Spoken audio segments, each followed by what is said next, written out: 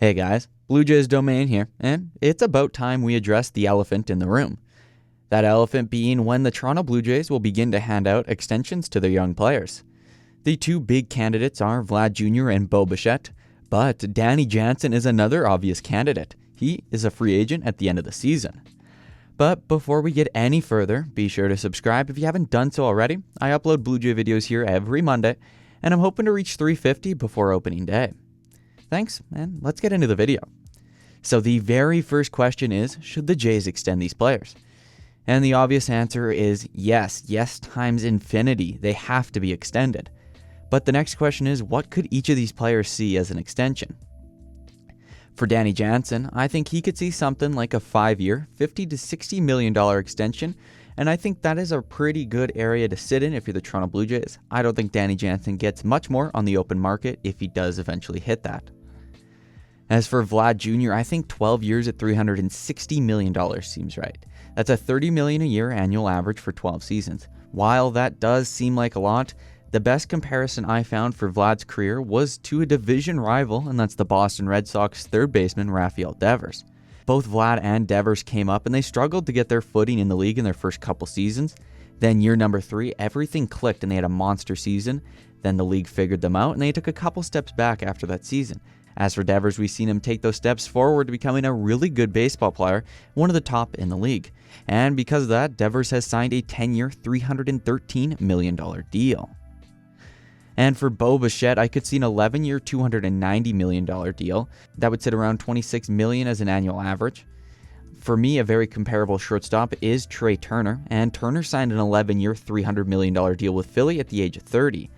While it may seem crazy to not give Bo more money, I think the contract is very good, and if Bo does want to hit that $300 plus million plateau, and that's very important to him, this deal could easily go up to $310 million. But when will the Jays most likely hand out these contract extensions to these guys? For Danny Jansen, the obvious answer should have been this offseason. That's not going to happen now, most likely. So now it's next offseason before he hits free agency. You get that little 2-week window. Try and get an extension done there before you have to win back his services in the free agent open market.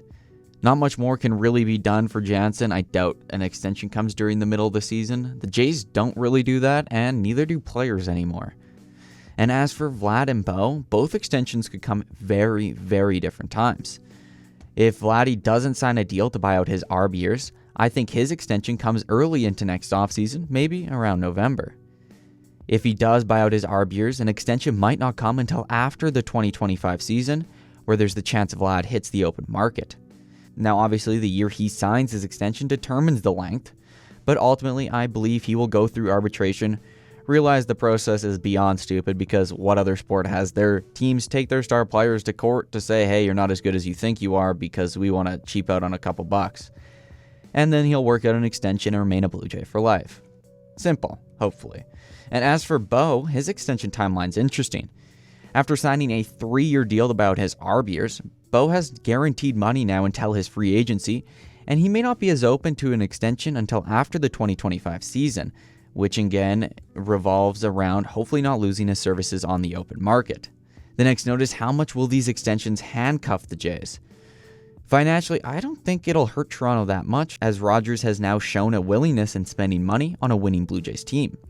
But I don't think the Jays will be able to hand out mega contracts to go alongside a Bo and Vlad, but contracts in that $100 to $200 million range may not be out of the picture.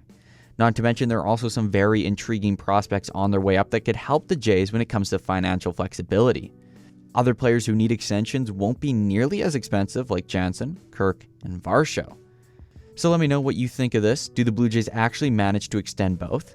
If not, who do they extend and why? If you like the video, consider hitting that like button. And if you are new here, be sure to subscribe. It would mean a lot. And yeah, peace out. Goodbye.